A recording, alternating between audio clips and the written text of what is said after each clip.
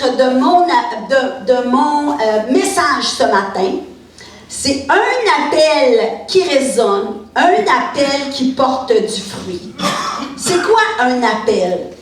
Savez-vous, un appel, c'est pas juste à la prédication.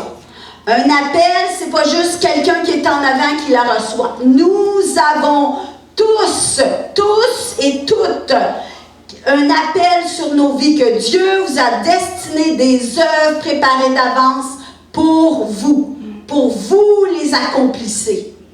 Mais ça demande une volonté, ça demande un effort. Ça ne se fera pas des fois naturellement, je me laisse emporter, non. Il y a des pas à faire. Un appel qui va produire un fruit. Alors c'est ça, moi j'appelle. C'est comme ça que j'appelle ça, un appel qui produit un fruit. Ça veut dire que tu reçois quelque chose, mais tu produis quelque chose. C'est pas juste, j'ai rêvé, j'ai pensé, c'était dans mon cœur depuis longtemps. Non. C'est quoi le fruit de cet appel-là? Un appel qui va produire un fruit, commence par un constat, est précédé d'une promesse, un pas de foi est demandé, un saut dans le vide, et oui, un rêve qui devient réalité, et tout cela ne peut s'accomplir sans la coordination de Dieu. Alors, nous allons voir ce matin le livre de Néhémie. Néhémie a reçu un appel. Je vous fais un petit peu un résumé en 5 phrases, peut-être 10, là, de l'histoire de Néhémie. Mais prenez le temps de la lire, c'est vraiment intéressant, l'appel de Néhémie. Néhémie vit loin de son pays. Il a été exilé. Il vit loin de son pays natal qui est Israël. Alors, Israël a été amené captif. Et Néhémie est dans le pays de captivité. Lui, Néhémie, il travaille pour le roi qui a conquis son pays. Il est dans son entourage immédiat. Il lui sert à boire, lui sert à manger au quotidien. Ils ont des genres de chiffres et il lui sert le roi. C'est un homme qui aime Dieu. Il est passionné pour Dieu. C'est un homme qui se soucie de sa patrie. Il ne se soucie pas juste de lui-même, de son bien-être, de sa vie, de son petit quotidien à lui-même. Non, il se soucie de son peuple, de sa patrie, de les gens dans le besoin. Néhémie, dans le livre, si vous le voyez, a été appelé à rebâtir les murailles qui ont été détruits par les invasions. Il est devenu un leader pour le peuple d'Israël. Alors ça, c'est le résumé de Néhémie. Mais nous allons voir à travers l'histoire de Néhémie un constat, c'est le premier point, une promesse qui précède le pas de foi, un pas de foi, un saut dans le vide, un rêve qui devient réalité et la coordination de Dieu. Sans l'aide de Dieu, cela a été impossible pour Néhémie d'accomplir son rêve. Alors, on va commencer par un constat. Là, j'essaie de suivre mes diapos en même temps, là, fait que soyez patients avec moi. On va commencer par le premier point, un constat. Alors, je vais vous le lire, le passage ici dans Néhémie 1.3. Alors, c'est vraiment au tout début du livre de Néhémie. Si on regarde Néhémie 1.3, c'est vraiment dans le tout début du livre. Alors là, Néhémie, il sert le roi, mais il se soucie de son peuple, de son pays. Alors, il y a des amis qui reviennent et lui font un constat. C'est notre premier point. Écoutez bien le livre, je vais le lire. Néhémie 1.3. C'est ses amis. Ils me répondirent, ceux qui ont survécu, il lui dit qu'est-ce qui se passe en Israël. Ceux qui ont survécu à la captivité et qui vivent dans le district de Juda se trouvent dans une grande misère et dans une situation très humiliante. Il y a des brèches dans la muraille de Jérusalem. Ses portes ont été détruites par le feu. Un appel qui porte du fruit commence toujours par un constat des lieux, des circonstances, de la situation. Cela est souvent la première étape d'un appel sur ta vie. Pour moi, c'est ça qui a résonné dans ma vie. Quelqu'un qui te fait le récit d'un désastre, d'un lieu, d'une circonstance, d'un événement où tu es toi-même témoin. Moi, mon histoire comme missionnaire a commencé à 15 ans. Lorsque j'étais assis dans mon salon, je vous l'ai déjà raconté, je lis un article. C'est un journaliste qui me fait le constat d'un événement, d'un lieu, sur des enfants qui sont vendus comme trafic sexuel, qui sont vendus comme ouvriers. Et qu'est-ce que je fais? Je constate et ça me touche, ça m'affecte. Lorsque un appel résonne et que l'on désire porter du fruit, lorsqu'on constate quelque chose, qu'est-ce qu'on fait? Néhémie 1, 4 à 8, je vous le lis. Lorsque j'entendis ces nouvelles, je m'assis, me mis à pleurer.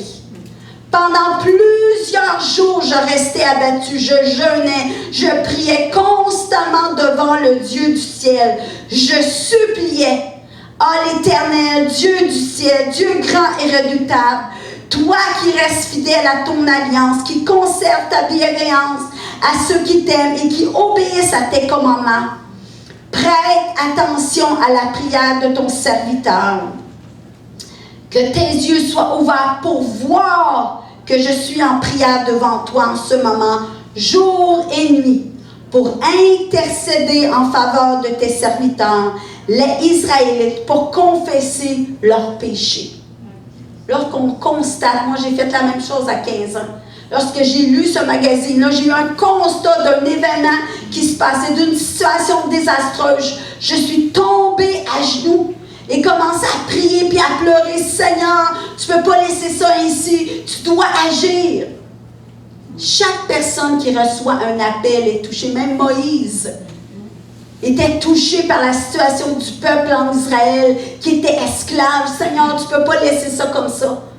On passe toutes, ça commence comme ça que ça commence un appel, un constat. Seigneur, tu ne peux pas laisser ça comme ça. Tu ne peux pas laisser ça comme ça. On doit prier, intercéder.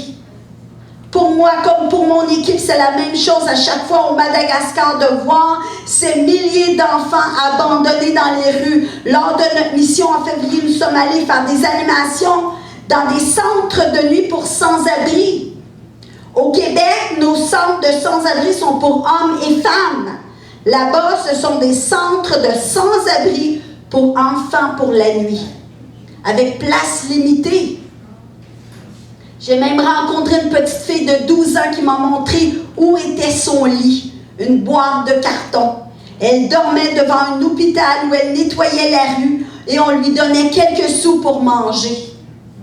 Cuba, ce pasteur que j'entends dans mes oreilles qui pleure à notre avenue, il prie, merci Seigneur, tu entends nos prières. Lorsqu'on constate, on a constaté à Cuba le besoin. On s'est mis en prière pour Cuba, pour Madagascar, pour les communautés autochtones. Un appel qui porte du fruit nous met à genoux. On tombe à genoux, on se met à prier pour les âmes qui sont perdues, les âmes qui sont besoin. Seigneur, agis. Je sais que des fois nos émotions, notre cœur vient remplir, mais Néhémie, c'était pareil. Lorsque j'entendis ces nouvelles, je m'assis, je me mis à pleurer. Et c'est ça, des fois, un appel, c'est lourd sur notre cœur. Mais c'est ça l'étape de constater. C'est ça qui peut nous faire bouger. Voilà quelques années, j'ai écrit ces quelques lignes. Je revenais d'une mission en Inde. C'était dans mes premiers voyages en Inde. J'ai écrit cet article. Je suis assis dans l'avion sur le chemin de retour d'une mission en Inde. J'essaie de retenir mes larmes. Je suis dans l'avion.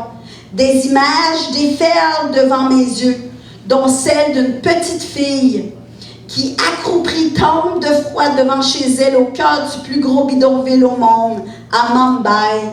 Elle n'arrive pas à se réchauffer. Je vois cette jeune fille qui me tend la main avec un sourire timide. J'ai à peine à croire qu'elle fut secourue des réseaux de trafic humain depuis peu.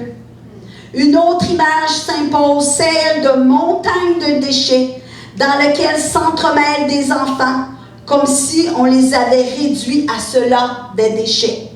Il est difficile de penser que ces images sont bien réelles, mais j'en ai été témoin des constats qu'on a faits. Le Seigneur met des images devant mes yeux qu'il grave dans mon cœur. C'est ça un appel qui résonne. Il désire me transmettre une détermination. Une détermination, celle qui me pousse à faire une différence. C'est son appel qui fait résonner en moi. Ces images que Dieu me donne sont un écho de son cœur. Le son de son appel pour moi, pour vous. Le son de son appel peut être un moment que vous avez vécu, une rencontre que vous avez faite, qui déterminera le chemin que vous allez emprunter. Ces images gravées en vous pour toujours vous pousseront à aller de l'avant. Il y a toujours un processus d'un constat. Et ça brise nos cœurs quelquefois. On vient le cœur brisé, comme Néhémie, tombe à genoux, Seigneur, Seigneur, qu'est-ce que tu vas faire? Ces images, ces sons, ces récits sont des échos du cœur de Dieu. Il les voit, ces images. Il entend ces appels. Dieu nous montre ces moments comme Néhémie pour nous pousser à agir. Ces images, ces constats ont la capacité de faire changer de chemin. Pour moi, c'est ce que Dieu a fait. Il a gravé ces images dans mon cœur. Je ne peux plus m'en détourner. Si je continue mon article que j'avais lu, que j'ai écrit, de retour au Canada, assis devant un beau café, il fait si bon vivre.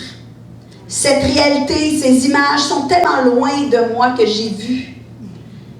Je pourrais les oublier. Je pourrais continuer mon chemin. Laisser de côté ce cœur brisé. Me dire non, non, je ne veux plus y penser parce que ça me brise trop le cœur. Cependant, ne pas répondre serait ignorer le cri qui vient du cœur de Dieu. Ce que vous ressentez parfois devant un besoin, que ce soit, moi je vous parle parce que moi c'est mon vécu à moi, je vous parle dans des pays contrées lointaines, mais ça peut être à côté, votre voisin, dans les hôpitaux, les services, les CHSLD, les personnes âgées qui sont laissées seules, qui ça vous brise le cœur de les voir en cette solitude. Et ça, c'est des échos du cœur de Dieu. Parce que Dieu les voit, ces images-là. Il entend leurs cris, il entend leur détresse. Il le dépose dans vos cœurs pour que vous puissiez répondre à cet appel. Néhémie aurait pu ignorer le cœur de Dieu parce que ces échos que nous entendons sont des semences qui peuvent être volées, comme dans la parole de la semence. Jésus-Christ, dans Matthieu 13, il parle du semeur qui sème la semence, qui tombe dans la bonne terre, qui tombe, la semence qui est répandue, qui tombe sur le chemin, la semence qui est envoyée, qui tombe dans les cailloux, la semence qui est envoyée, qui tombe dans des épines. La parabole du semeur me rappelle le danger d'étouffer cet appel. Cette parabole ne s'adresse pas seulement aux non-chrétiens de recevoir Jésus-Christ comme Seigneur et Sauveur, mais également à nous les chrétiens. Dieu dépose des semences, sa parole dans nos cœurs, que ce soit par des images, des rencontres, des paroles inspirées du Saint-Esprit, des rêves, un verset biblique. Mais l'ennemi essaie toujours d'étouffer ces semences par le tourbillon de la vie, le confort, nos propres soucis, notre manque de persistance et les différentes épreuves. Il y a beaucoup d'étouffeurs de semences, beaucoup de raisons de ne pas répondre à son appel. Je suis occupée. J'ai des choses, j'ai ma vie, j'ai mes petits-enfants. Oui, il y a une saison pour chaque chose. Moi, je crois en saison de chaque chose. Mais combien de personnes que je rencontre, oh, moi j'ai toujours rêvé de faire une mission, moi j'ai toujours rêvé de faire ci, faire ça. Tu dois commencer, pas juste constater. Dans ma vie personnelle, j'ai fait face à plusieurs étouffeurs de semences. J'ai eu beaucoup de raisons d'étouffer ces paroles et de choisir la voie facile. Matthieu 13, 23, celui qui a reçu la semence dans la bonne terre, c'est celui qui entend la parole, il la comprend, il porte du fruit. Un grain donne 100, un autre 60 et un autre 30. Moi, les semences qui étaient déposées dans mon cœur il y a 15 ans ont porté du fruit. Savez-vous, juste cette année, c'est 140 participants qui sont venus en mission. Moi, je considère que je dépose des semences dans leur cœur. Et je prie pour que la semence que moi je dépose en eux porte du fruit. Imaginez comment est-ce que cette semence-là va se doubler. Ce que Dieu a déposé en moi quand j'avais 15 ans, je la dépose dans 140 personnes à chaque année. Depuis maintenant 10 ans, peut-être pas 10 ans, mais depuis maintenant quelques années, à tous les années, il y a une centaine de personnes bénévoles qui viennent. Et je dépose des semences pour semer des appels. J'ai une jeune fille qui est venue ici, sur les communautés autochtones. Maintenant, elle se trouve au Liban pour étudier, pour être missionnaire dans les pays arabes, dans les pays musulmans. Elle a été semée, la semence c'est sa première mission qu'elle a fait ici. Combien d'autres, je vois des semences porter du fruit. Ça commence avec un constat dans ma vie. Et ça grandit. Lorsque tu reçois cet appel qui résonne dans ton cœur, tu n'es pas seul. Dieu a préparé d'avance son plan pour toi. Tu ne le connais pas, mais Dieu, lui, sait son plan. Tout ce que Dieu a besoin de toi, lorsque tu reçois cet appel qui résonne comme une cymbale dans ton cœur, tu dois répondre, « Me voici, Seigneur. Sers-toi de moi. » Mais avant de répondre, tu dois absolument avoir une promesse. C'est mon deuxième point. Après un constat, une promesse qui précède le pas de foi. Un pas de foi doit être basé sur sa parole.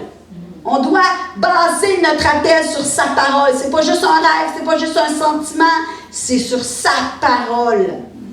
Avant de faire le pas de foi qui sera demandé, il faut avoir une promesse basée qui éclaire notre chemin, qui est notre solide fondation. La parole de Dieu est ta fondation.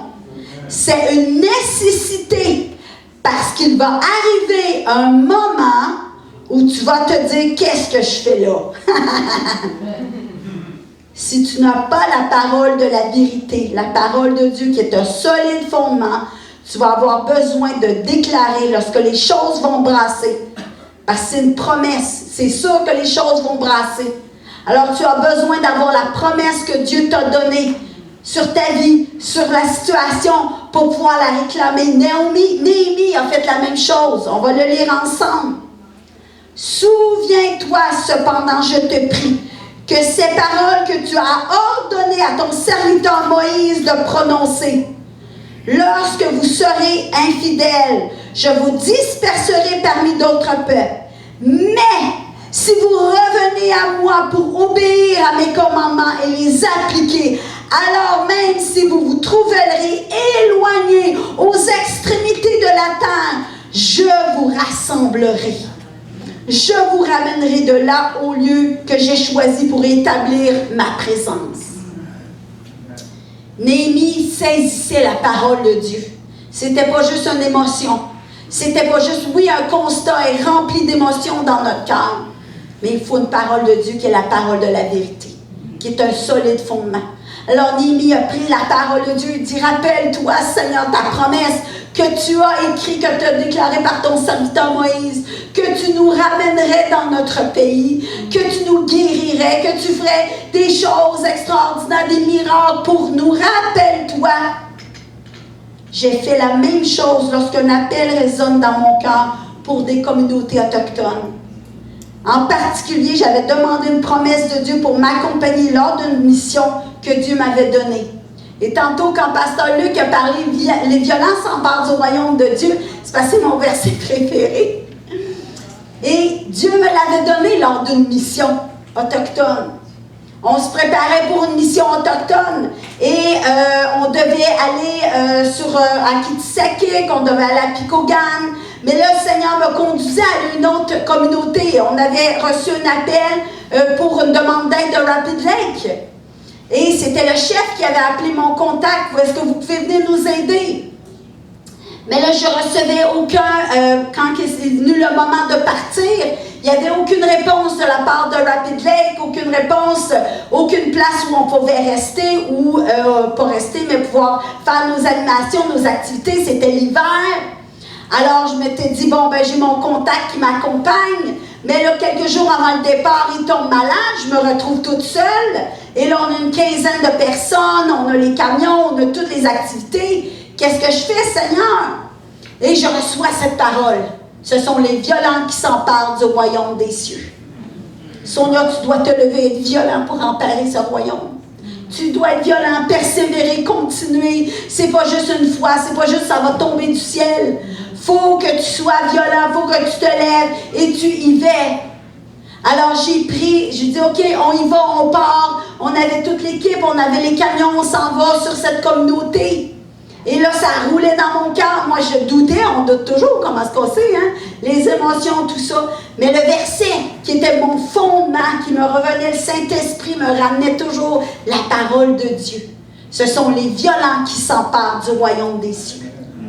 Alors, on était à cette communauté, on a pu faire notre événement. On a cogné à la maison du chef. Ben oui, prenez le centre communautaire. On était au centre communautaire, on a fait notre événement, on a pu faire des contacts. Et depuis ce jour, je vais vous remarquer ici, quand on est arrivé au gymnase, il était tout brisé comme ça. Les murs étaient détruits, comme Néhémie. Les murs étaient brisés. Le Seigneur m'a appelé à aller sur la communauté de Rapid Lake à rebâtir les murs. Amen! Et on a pu rebâtir les murs. Amen! Dans cette communauté, nous avons bâti les murailles du gymnase. Dieu nous avait donné une promesse et Alexandre était témoin, il était là. On parlait comment on va faire ça, qu'est-ce qu'on amène, des camions, des coups, tout ça. C'est pas facile, ce sont les violents qui s'emparent du royaume des cieux. Et là, on a pu retourner. Et on y a été avant-hier à Rapid Lake, faire des contacts, prier pour les gens, donner des sacs à dos. On s'est basé sur une parole. Si je n'aurais pas eu cette parole-là, je crois qu'on n'aurait pas été. On n'aurait pas pu y aller hier, avant-hier. Parce qu'on n'aurait pas fait le premier pas, on ne se serait pas emparé de ce que Dieu nous avait donné. Ce sont les violents qui s'emparent du royaume. Tu dois saisir la parole de Dieu. Parce qu'à un moment, tu vas avoir besoin de cette parole. Parce que tu vas douter, tu vas craindre, tu vas avoir des peurs, tu vas avoir toutes sortes d'émotions qui vont venir. Et tu vas te baser sur la parole de Dieu. Non, je continue parce que tu m'as promis. J'avance parce que tu as déclaré sur ma vie. J'avance parce que tu as dit des choses dans ta parole et je la saisis. Amen. Troisième étape, un pas de foi, un saut dans le vide pour un appel qui porte du fruit. Ce que nous avons lu de Néhémie est le chapitre 1 de l'histoire. Mais dans toute histoire, le chapitre 2 doit venir. Il doit y avoir quelque chose qui se passe. Il doit y avoir... Tu ne peux pas rester au chapitre 1 de ta vie. J'ai constaté, je prie. Puis, qu'est-ce qui se passe après? Chapitre 2, Néhémie. On ne peut pas rester chapitre 1. On ne peut pas rester au constat d'une situation. On ne peut pas rester à regarder ce qui est détruit ou nous détourner de ne pas voir une situation qui fait mal. Combien de personnes ont vu ces murs et ont vu ce peuple souffrir? C'était pas juste Néhémie qui a vu ces murs, c'était évident aux yeux de tous qui ont vu ce peuple qui souffre. Mais ce ne sont pas tous qui ont tombé à genoux, qui ont saisi les promesses de Dieu pour eux. Il y a toujours un moment où tu dois faire un pas de foi, un saut dans le vide, pour accomplir ce que Dieu veut faire résonner dans ton cœur. Ici, dans Néhémie 1:11, on voit Néhémie, parce que le Néhémie, lui, c'est un travailleur, là, c'est un esclave, c'est quelqu'un qui travaille pour le roi. C'est pas comme travailler pour la ville, là, hein?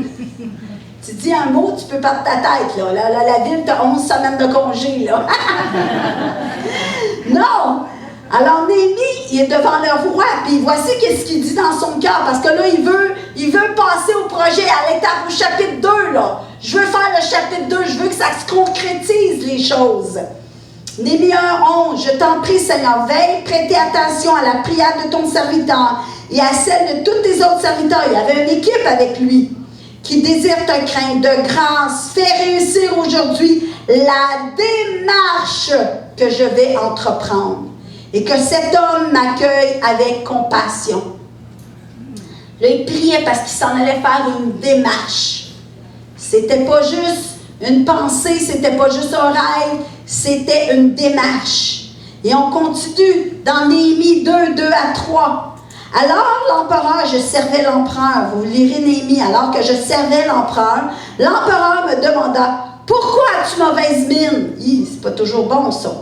Tu ne me sembles pourtant pas malade. Ça ne peut être qu'un chagrin de cœur. Et là, écoute, j'aime bien ça. Je fus saisi d'une grande crainte. Mais je lui dis, je vous dis, lorsque le saut dans le vide vient, tu es saisi d'une crainte, c'est normal. Pas dire parce que la paix, Dieu, ça va marcher. Les émotions sont là. Je fus saisi d'une grande crainte. Mais, je lui dis, un saut dans le vide de la part de Néhémie, que l'empereur vive toujours, comment n'aurais-je pas un air triste, alors que la ville où sont enterrés mes ancêtres est en ruine, que ses portes ont été détruites par le feu. Se lancer dans le vide, ne sachant pas qui nous attend, qu'est-ce qui est à l'autre bout, est épeurant. Tu n'es pas en contrôle de la situation, Dieu seul l'est. Ouh! Cela s'appelle vivre par la foi. Seul Dieu peut faire l'impossible. C'est comme faire l'équipe avec Dieu. Vous êtes un seul corps. Dieu agit à travers toi.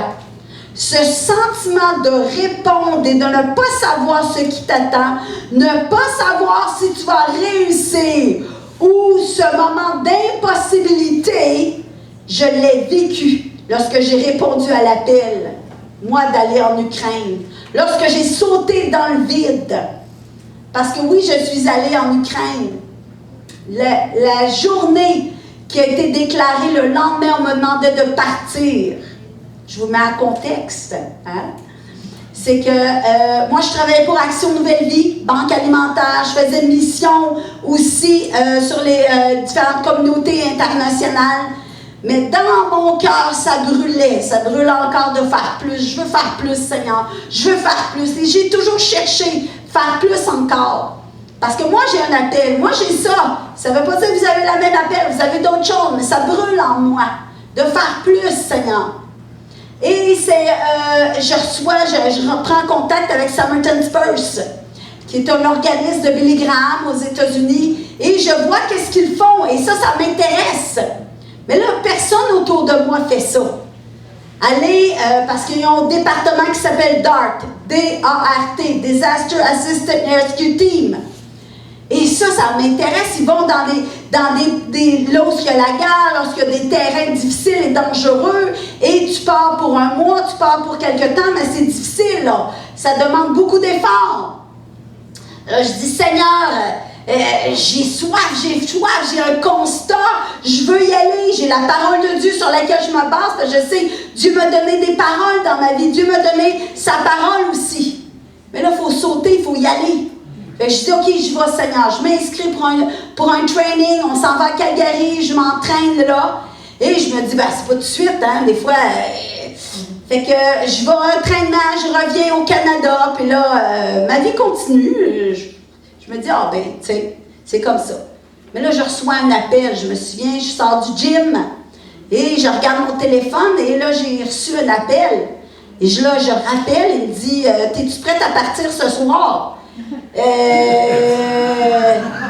là, je vous dis, donne-moi 15 minutes. Ça soit de même. Et là, je raccroche. Mais là, je suis saisie de crainte.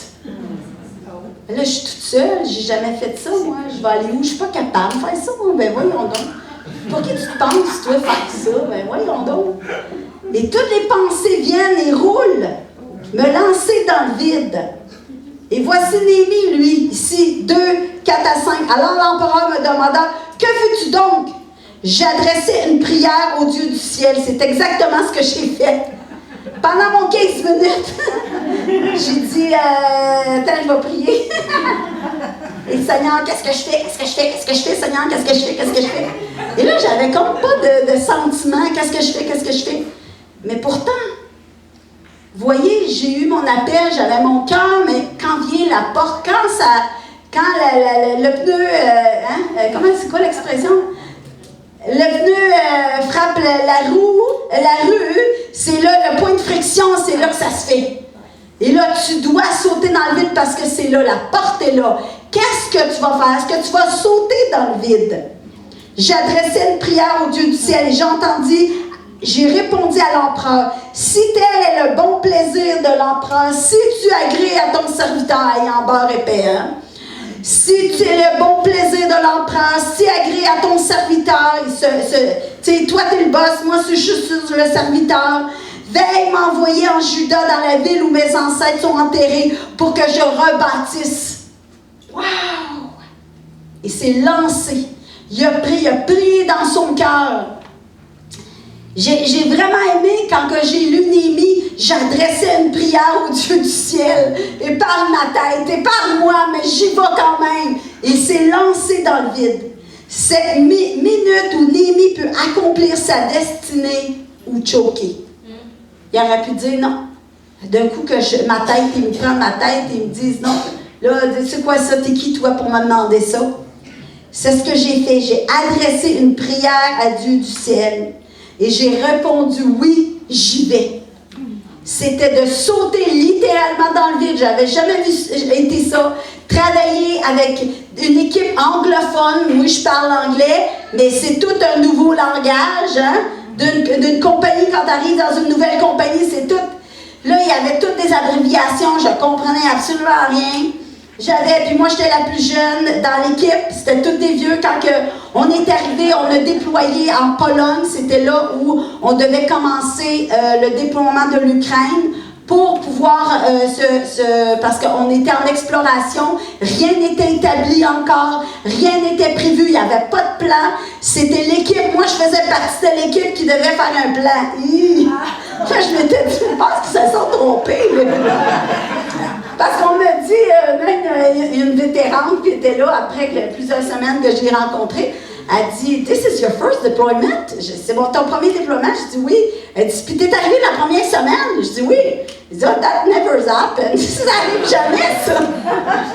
You must be special. Ben, I don't think so. Et là, on se met tout en cercle, puis c'est des générales, c'est d'armée américaine, puis il y a des Canadiens, puis... Et là, on fait le tour pour se présenter parce qu'ils ne se connaissent pas tous. On fait le tour pour se présenter, on présente notre nom, puis combien de déploiements qu'on fait, tu sais. Là, tout le monde, 10, 15, 20, là, puis là, on est 2 filles, je pense. Là, il arrive à moi, ben, my first, I'm from Québec. C'était, Seigneur, qu'est-ce que je fais ici? Seigneur, qu'est-ce que je fais ici? Hein?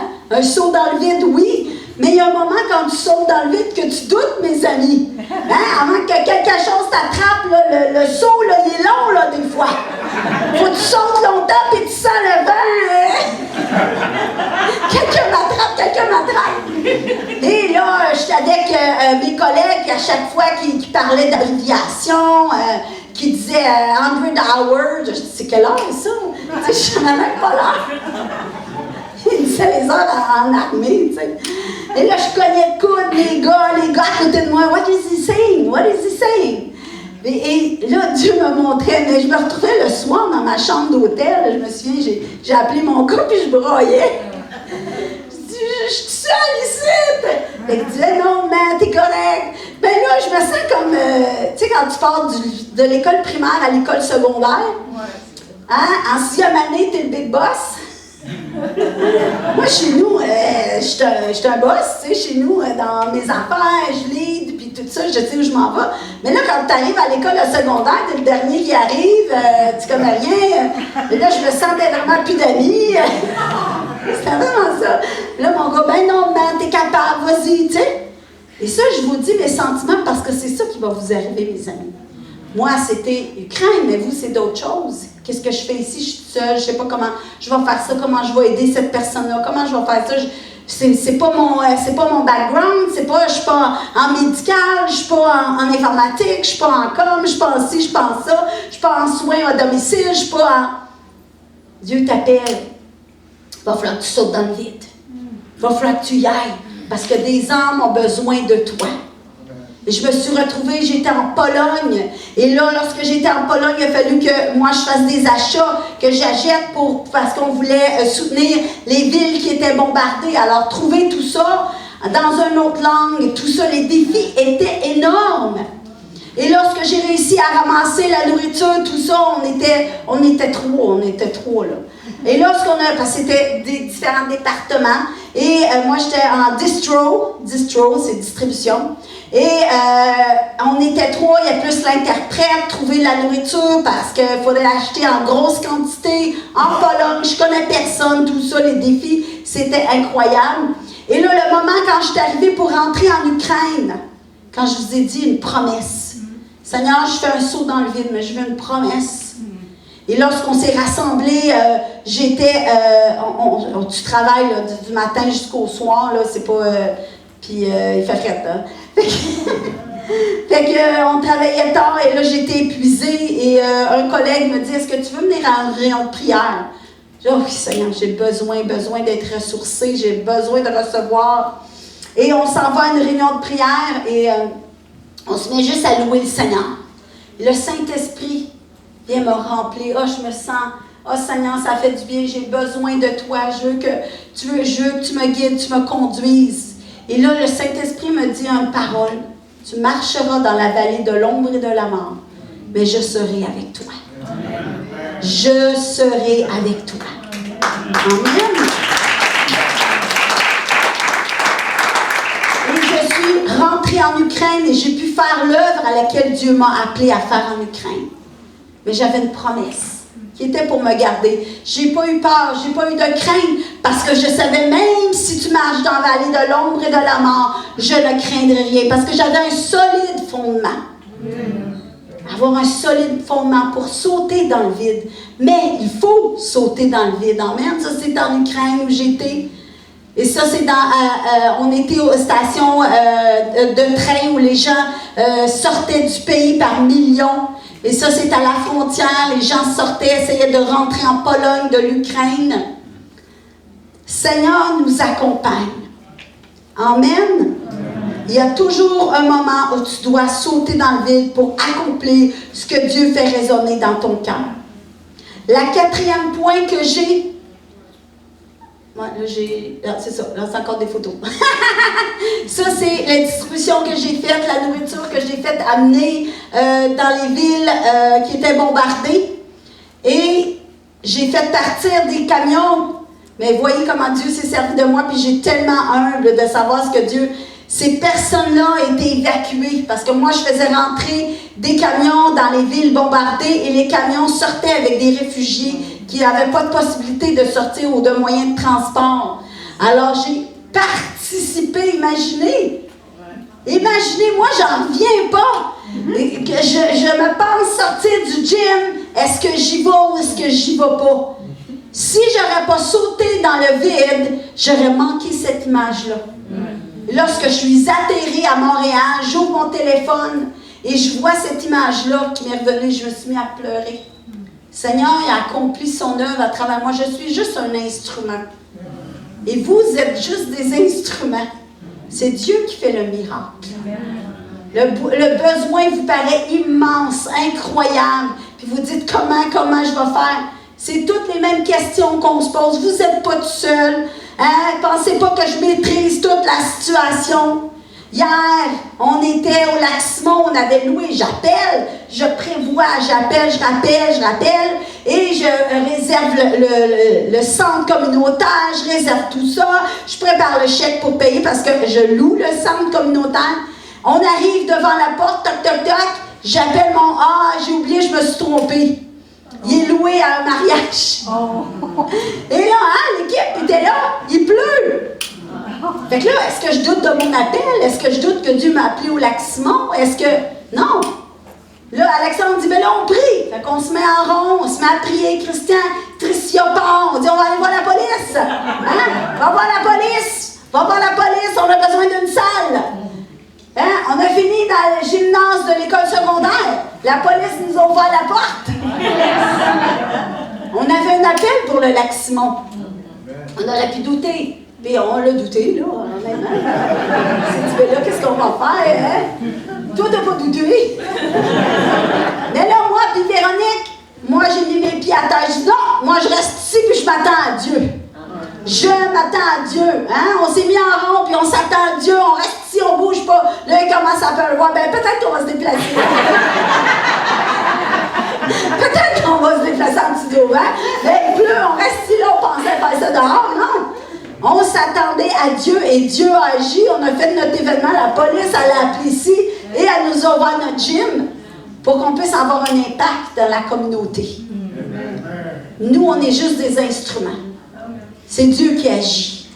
Nous, on voit le besoin immense. Comment, Seigneur? Je ne sais pas comment. Moi, là, je suis juste là pour te servir. Je vais faire mon bout. C'est toi qui fais l'impossible. Hein, quand on voit un constat, des fois, on arrête parce que le besoin est trop grand pour qu'on y réponde. Mais toi, ta capacité, oui, est limitée. Mais la capacité de Dieu est illimitée. Alors, ne t'arrête pas à ta capacité. Dieu va répondre, saute dans le vide, accomplis l'œuvre qui résonne dans ton cœur. Amen. Le 4e point, un rêve qui devient réalité. Néhémie 2, 11 à 17. Imaginez, Néhémie, lui, part de loin et arrive à Jérusalem et il le voit de ses yeux. Il avait juste entendu le besoin. Maintenant, il arrive devant les murailles. Une fois arrivé à Jérusalem, j'y restais 3 jours. Puis, je sortis de nuit accompagné de quelques hommes sans avoir dit à personne ce que Dieu m'avait mis à mon cœur d'entreprendre en faveur de Jérusalem. Et ça, c'est une perle ici que peut-être vous ne voyez pas, mais moi que je l'ai vécu. Quand vous avez des rêves, des visions, des fois, ne le communiquez pas à tout le monde. Parce qu'il y a des tueurs de rêves aussi. Puis il y a des personnes jalouses, puis il y a toutes sortes de personnes, puis ils ne voient pas ce que vous voyez. Des fois, il faut garder son rêve. Mon père me disait tout le temps, fais pas l'erreur de Joseph.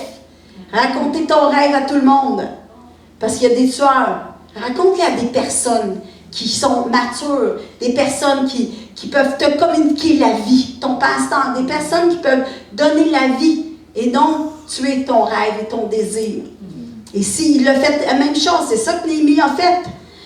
Sans avoir dit à personne que mon Dieu m'avait mis à cœur d'entreprendre en faveur de Jérusalem. Pourquoi? Parce qu'il y en a plusieurs qui auraient dit c'est impossible. C'est impossible. Là, moi, des fois, je me dis, non, je ne partage pas ce que j'ai dans mon cœur parce qu'ils vont me dire c'est impossible. Puis déjà, moi, je le pense que c'est impossible. Fait que, on n'en remettra pas d'autres, hein? On va y aller avec le possible. Et je me nourris de la parole de Dieu. Je ne disposais pas d'autre bête que ma propre monture. Je sortis cette nuit-là par la porte de la vallée. Je me dirigeais vers la source du dragon, vers la porte du fumier. J'examinais les remparts de Jérusalem. Je constatais qu'il y avait des brèches presque partout et que les portes avaient été détruites par le feu. Je poursuivis vers la porte de la source et passai près de l'étang du roi. Il n'y avait plus de passage pour ma monture. Je remontais toujours de nuit par la vallée du Zébron en continuant d'examiner la muraille. Puis je fis demi-tour, je rentrais par la porte de la vallée. Les chefs de la ville ignoraient où j'étais allé et ce que j'avais fait. Alors là, personne ne sait. Mais Néhémie, il n'est pas non plus, il vit dans la réalité. Hein? On n'est pas dans les nuages. Quand tu as un appel, quand tu as un désir sur ta vie, tu ne vis pas dans les nuages. Tu constates, tu vois la réalité et l'ampleur de la tâche. Jusque-là, je n'avais informé ni les Juifs, ni les prêtres, ni le table, ni les chefs, ni autres responsables qui s'occupaient des travaux. C'est alors seulement que je leur dis, vous voyez vous-même quel est notre malheur. Jérusalem est en ruine et ses portes ont été détruites par le feu. Allez, reconstruisons le rempart de Jérusalem pour que nous ne soyons plus dans cette situation humiliante. Il constate, il n'est pas aveugle, il sait, c'est le travail que ça demande. Il sait qu'il doit rassembler des gens, il doit communiquer sa vision, il doit parler de ce qu'il rêve, il doit être rempli du Saint-Esprit pour pouvoir le communiquer. Je veux te montrer une image, vois mon image. Et c'est ça aussi, moi, le journaliste, quand j'ai lu le magazine à 15 ans, ce journaliste-là, il a communiqué sa vision, il a communiqué son constat, et moi, je l'ai saisi. Ici, les chefs ont saisi. Dieu a préparé le chemin. Dieu prépare le chemin pour vos rêves. Un rêve qui devient réalité, il met des personnes autour de vous, avec lesquelles vous devez communiquer vos rêves. Moi, quand je parle de nouveaux projets, je communique mes rêves à mes personnes clés. Ben, je sais qu'ils ont la passion, je sais qu'ils ont la vision, je sais qu'ils sont aussi, qui aiment, sont passionnés des gens dans le besoin. Alors, ensemble, on rebâtit. 2:18, je continue à lire. Je leur racontais ensuite comment la main bienveillante de mon Dieu avait agi pour moi avec bonté. Je leur racontais ce que l'empereur m'avait dit et s'écrièrent aussitôt, levons-nous, effectuons les travaux de construction, de reconstruction. Ainsi, ils prirent courage pour réaliser cette belle œuvre. Amen. De communiquer votre vision aux personnes clés. Les leaders qui peuvent vous aider. Les leaders, les personnes, si c'est pour à l'hôpital, vous voulez faire du bénévolat, vous avez à cœur d'aider les gens. Alors, allez communiquer cette vision-là, peut-être à votre conjoint qui vous supporte, avec votre pasteur pour qu'il puisse vous diriger, puis avec les personnes qui sont en autorité à l'hôpital, peu importe la situation. Levons-nous et rebâtissons. Allez, mon chemin comme pasteur d'émission a commencé par un appel qui résonne, par une promesse, par un pas de foi, par un rêve qui devient réalité. Moi, à 15 ans, comme je vous ai dit, un appel. Mais il s'est passé des choses. Dieu m'a formé, Dieu m'a montré le chemin. Et c'est seulement lorsque j'avais 40 ans que j'ai vu l'accomplissement de mes rêves. 25 ans après que j'ai vu l'accomplissement du rêve de Dieu dans ma vie. Mais je me préparais, puis je savais que Dieu m'a préparé pour accomplir cette vision. Et là, ce rêve-là, je l'avais gardé, je l'ai communiqué à le pasteur des visions, le pasteur des missions, pasteur Charles, qui était là à ce moment-là. Je lui ai partagé ma passion. Il m'a dit, pourquoi tu viens pas? Je dis, ben pourquoi pas? Mon saut dans le vide. Ben j'en parle, je rêve, j'y vais jamais. C'est quoi mon problème? Ça me prend un saut dans le vide, ça me prend mon chapitre 2. Ça me prend ma parole solide fondement. Alors, j'ai sauté dans le vide et j'ai fait mon premier voyage, j'ai fait mon deuxième. Et Dieu m'a appelé à le servir comme directrice. Il m'a donné un rêve, une vision pour servir le Seigneur par les missions, dans les communautés autochtones, à Santerre, dans les villages qui sont peut-être éloignés de Montréal. Dieu m'a appelé. Ah, c'est une vidéo, mais il n'y en a pas. J'ai un verset, car il dit, la chose arrive, et l'ordonne, et elle existe. Je le répète pour vous, car il dit, la chose arrive, il ordonne, et elle existe. Amen. Dans tout ça, qui m'amène à mon prochain point. Attendez. Ah, je suis là, attendez. Ouais, ok, excusez, je recule. Ah, voilà. La coordination de Dieu. Sans l'aide de notre Dieu, cela n'est pas possible. Sans l'aide de notre Dieu, tous ces points, toutes ces étapes ne sont pas possibles. Dans l'histoire de Néhémie, Dieu a déjà coordonné les choses pour répondre à son appel. Il avait déjà donné des promesses pour saisir à Moïse. Dieu savait, lorsqu'il a donné les paroles à Moïse, que Néhémie s'en servirait pour amener son peuple, pour construire les murailles. Dieu a déjà positionné Néhémie dans son travail pour accomplir l'appel sur sa vie.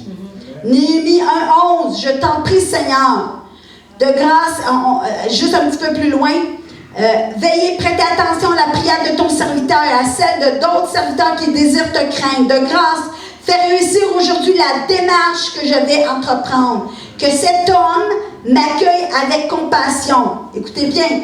Or, à cette époque, j'étais chargé de servir les boissons à la table de l'empereur. C'est pas un addon. C'est une coordination de Dieu. Dieu nous établit, nous met dans des positions spécifiques. C'est pas un addon. Dieu te positionne. Or, à cette époque, c'était comme si c'était une coïncidence. Non, ce n'est pas. Dieu a déjà le plan d'action. Il est le créateur de toutes choses. Sans l'aide de notre Dieu, cela n'est pas possible. Dans Néhémie 6:15 à 16, écoutez bien ça. La muraille fut achevée en 52 jours, le 20e du mois d'Ir. Lorsque tous nos ennemis l'apprirent, tous les peuples étrangers qui nous entouraient furent saisis de crainte et profondément humiliés à leurs propres yeux. Car ils reconnurent qu'un tel ouvrage n'avait pas pu être mené à bonne fin qu'avec l'aide de notre Dieu. Qu'avec l'aide de notre Dieu. Moi, j'ai commencé, une petite blonde, je ne connais pas le transport, je ne connais pas les entrepôts. J'ai commencé, et Dieu, savez-vous que maintenant, je coordonne des convois alimentaires qu'on envoie 3 fois par année sur des communautés autochtones, Manawan, Wimotashi, Mashtoyash et Obedjiwan. Des fois, je me regarde, je dis, voyons donc, comment je suis arrivée jusqu'ici? Comment c'est arrivé? La coordination de Dieu. Ça a commencé que moi, j'avais à cœur de travailler pour Samaritan Spurs. Je me suis dit, il me faut une formation. Je m'en vais à Calgary pour une formation. Là, je rencontre le directeur du Canada qui entend qu'on travaille avec les communautés autochtones, que pendant la pandémie, avec une équipe, on allait sur les communautés autochtones juste apporter les biens essentiels qu'ils avaient besoin. Il nous dit, j'aimerais ça faire travailler avec vous s'il y a des possibilités. Là, moi, je ne savais pas qu'il y a des camions possibles pour nous. Mais là, je dis, nous, on envoie des petits camions 16 pieds, mais là, on ne peut pas continuer. Bien, il dit, nous, on a des camions. La coordination de Dieu. Je reviens au Québec. Et là, je prends contact avec lui. Je dis, pensez-vous que c'est possible? Bien oui, on va vous envoyer notre camion. Un 40 pieds gratuit avec le chauffeur. Je n'ai pas les fonds pour faire ça. Ça coûte 5, 6, 7 000 $, juste le gaz, et c'est 1 000 $ remplir un petit camion-là. Les kilométrages, les chauffeurs spécialisés pour les gros camions. Et là, ça prend des palettes. Tout ça, la coordination de Dieu. Et je ne sais pas si je l'ai mis, la photo, je vais vous la montrer. Ah, non, je ne l'ai pas mis. Mais on était à Obedjiwan et au mois d'octobre. Hein?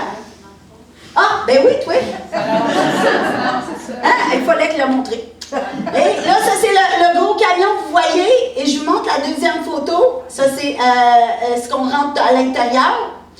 Ici, moi, on a fait le convoi alimentaire. On était au mois d'octobre et j'y vais une fois par année pour pouvoir faire mes rencontres parce que moi, on travaille avec les services sociaux sur les communautés. On travaille toujours à travers le comité qui gère la réserve, qui gère la communauté. On ne va pas en dehors. C'est eux qui connaissent leur communauté. On se soumet à leur autorité quand on est sur leur territoire.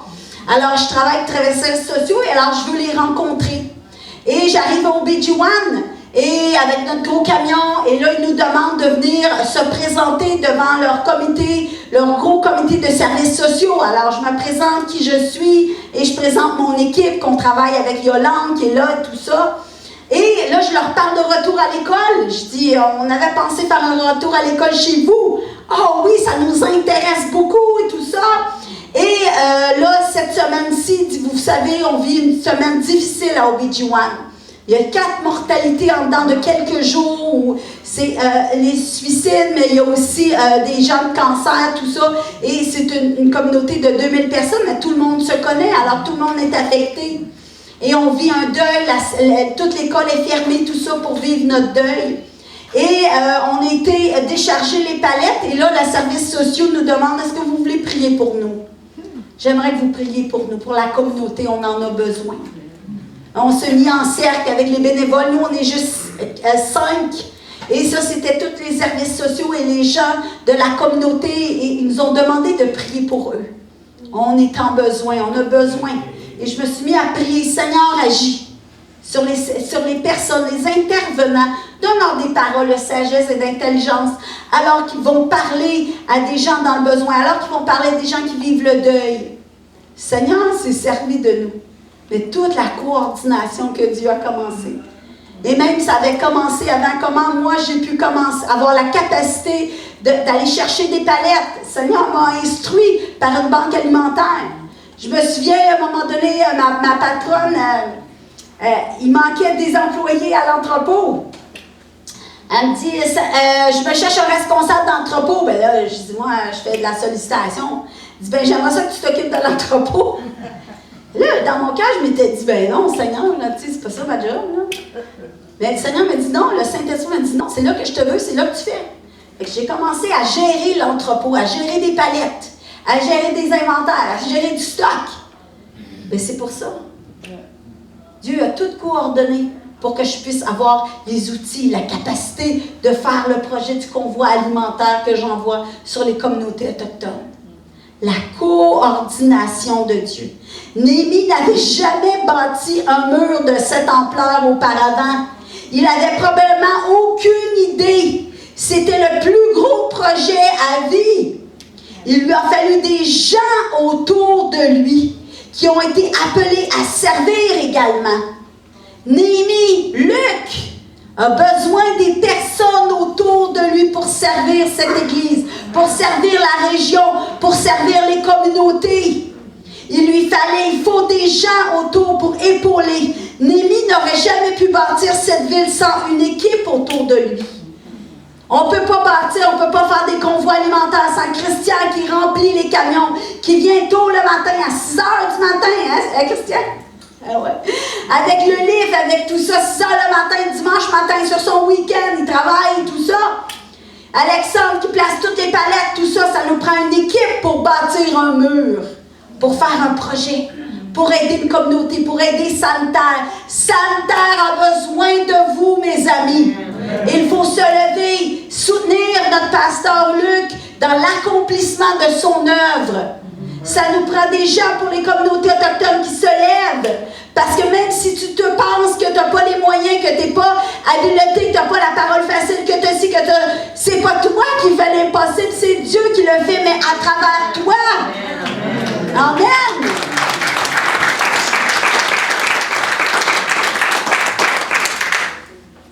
Je vais revenir dans les versets. Néhémie 3, je l'ai-tu? Néhémie 3. Néhémie 3, 1 à 13. Éliach, le grand prêtre, se mit au travail avec ses collègues, les prêtres, et se chargea de la reconstruction de la porte des brebis. À côté d'eux travaillaient les habitants de Jéricho. À la suite, c'était fils d'Emri qui bâtissait. Les descendants de Sidar en construisaient la porte.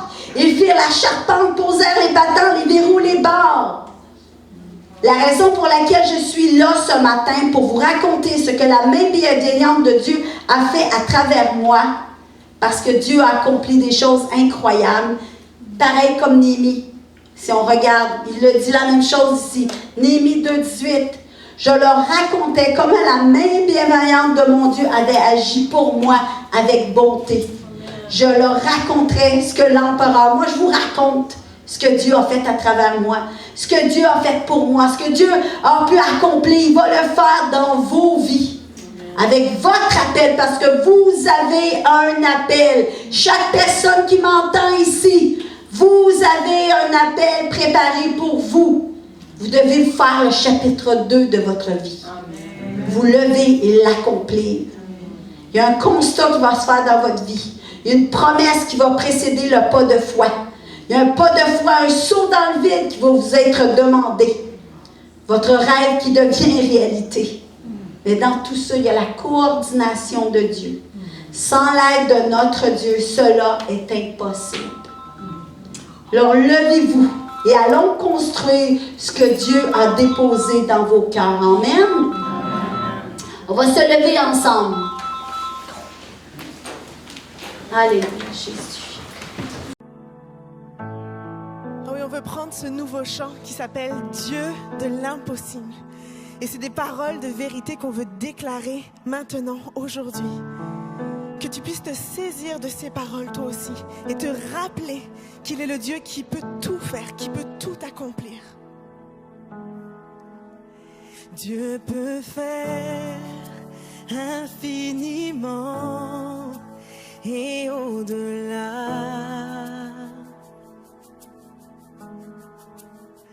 Plus que tout ce que nous demandons, imaginons.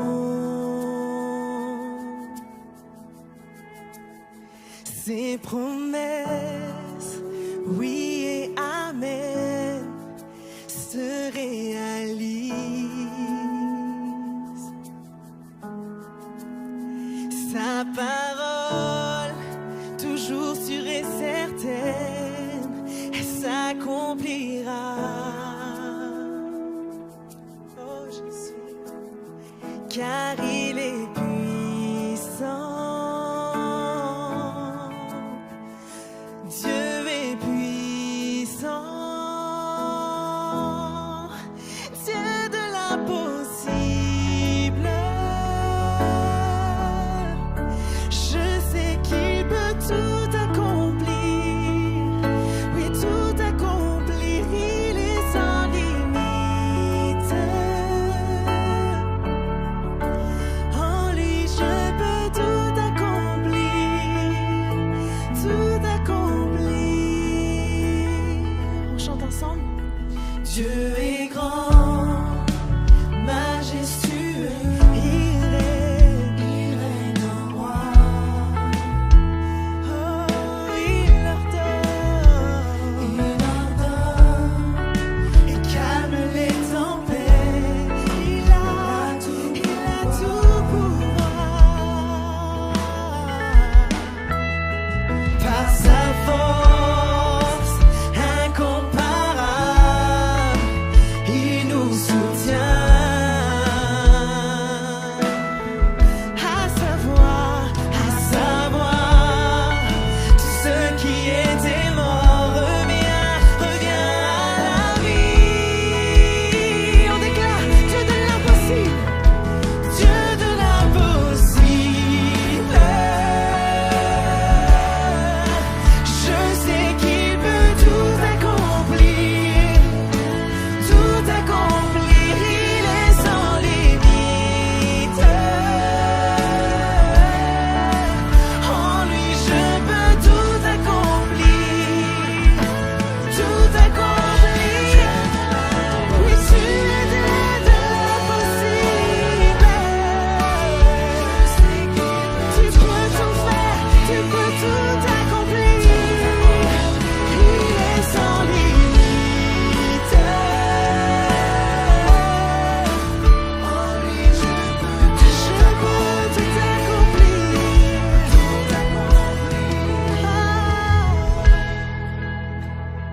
À lui soit tout l'honneur, puissance et force, louange et gloire à jamais.